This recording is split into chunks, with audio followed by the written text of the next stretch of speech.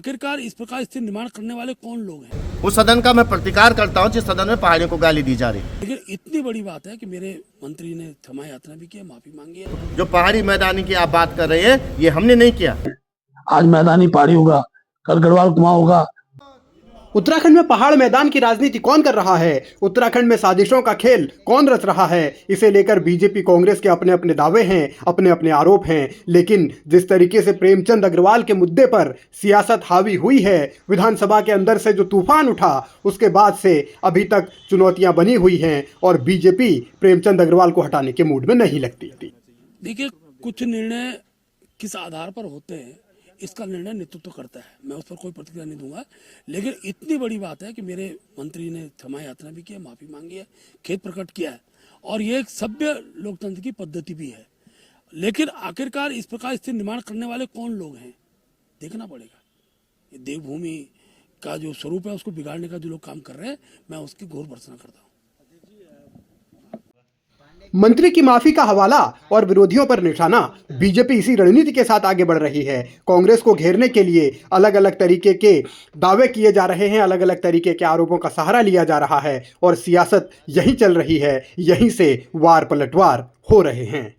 लोगों की नैतिकता जिस तरह से राज्य आंदोलन के लिए लोग खड़े हुए थे, स्वस्फूर्त आए थे, उसी तरह से आज लोग अपने सांस्कृतिक धरोहर को बचाने के लिए, अपने नैतिकता को बचाने के लिए, अपनी पहाड़ियत को की अस्मिता को बचाने के लिए आगे आ रहे हैं। उसमें मैं तमाम साथियों, मीडिया के साथी हों, चाहे वो तमाम प्रकार के लोग जो प्रत्यक्ष अप्रत्यक्ष रूप से, जो सोशल मीडिया साइट से लेकर प्रिंट मीडिया साइट से लेकर नौजवान साथी, जो शिक्षित वर्ग, बुद्धि वर्ग और पत्रकार वर्ग, तमाम साथियों का मैं बहुत बहुत धन्यवाद देना चाहता हूँ कि जो लोग इसको लेकर के संजीदा हैं और इसको बढ़ाने का काम कर रहे हैं। आपके सवाल पर जो एटीट्यूड अध्यक्ष का था, इसके लेकर क्या कहेंगे? मैंने कहा, मैंने पीठ का सम्मान किया। पीठ के अधीन सदन है और मैंने आपसे कहा कि हमने उनका सम्मान किया, हम बैठे, लेकिन हम फिर खड़े हुए और हमने कहा कि भाई उस सदन में हम बैठ के क्या करेंगे।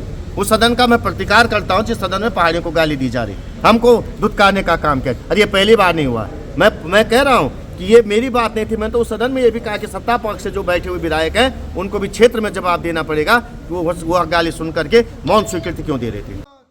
कांग्रेस इसे उत्तराखंडियत के स्वाभिमान का सवाल बता रही है तो बीजेपी बार बार राज्य के भीतर कांग्रेस पर आरोप यही लगा रही है कि वो बांटने की साजिश रच रहे हैं। यहीं से सियासी लड़ाई और आगे बढ़ने के आसार हैं। उत्तराखंड का मानस चिंतन करता है, उत्तराखंड मानस बात को जानता है कि देवभूमि के अंदर इस प्रकार के षड्यंत्र इस राज्य के अहित में। आज मैदानी पहाड़ी होगा, कल गढ़वाल कुआं होगा। जो हम सही, हम क्या मैसेज दे रहे हैं, किनके द्वारा दे रहे हैं? इसलिए मैंने कहा है, आम व्यक्ति सोशल मीडिया में क्या लिखे क्या पढ़े, मुझे इसमें कोई आपत्ति नहीं है। हर व्यक्ति को अपनी बात रखने का अधिकार है। लेकिन राजनीतिक कार्यकर्ता, दलों के प्रतिनिधि, निर्वाचित प्रतिनिधि अगर देवभूमि के स्वरूप को बिगाड़ने काम करेंगे तो उत्तराखंड का बुद्धिजीवी समाज उनको कभी माफ नहीं करेगा। और फिर कह रहा हूं, बड़ी क्षति कांग्रेस को होगी अगर वो अपने नेताओं से ब्रेक लगाने को नहीं कहा। चिंतन मनन के इस दौर के बीच आगे किस तरीके से पार्टियों की रणनीति चल रही है और इस मुद्दे पर नफा नुकसान क्या होगा, ये तो जनता तय करेगी। लेकिन अपने अपने हिसाब से आकलन सबके हैं। कोई रह रहा है, मैं आपसे कह रहा हूं कि हमें उसका प्रतिकार भी नहीं, हम किसी के विरोध में नहीं।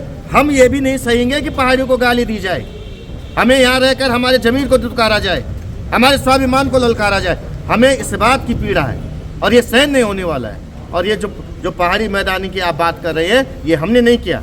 सदन के अंदर उन्होंने किया जिन्होंने सदन को चलाने की जिनकी जवाबदेही थी। विधानसभा में संसदीय कार्य मंत्री प्रेमचंद अग्रवाल के दिए बयान के बाद चक्रव्यूह में बीजेपी फंसी हुई है और उसी चक्रव्यूह को तोड़ने के लिए अलग अलग तरीके अपनाए जा रहे हैं। मुख्यमंत्री ने यह जरूर कहा है कि इस तरीके की बयानबाजी बंद होनी चाहिए, लेकिन जिस बयान पर बखेड़ा खड़ा हुआ है और बयान देने वालों पर कब कार्रवाई होगी, इसका इंतजार उत्तराखंड अभी भी कर रहा है।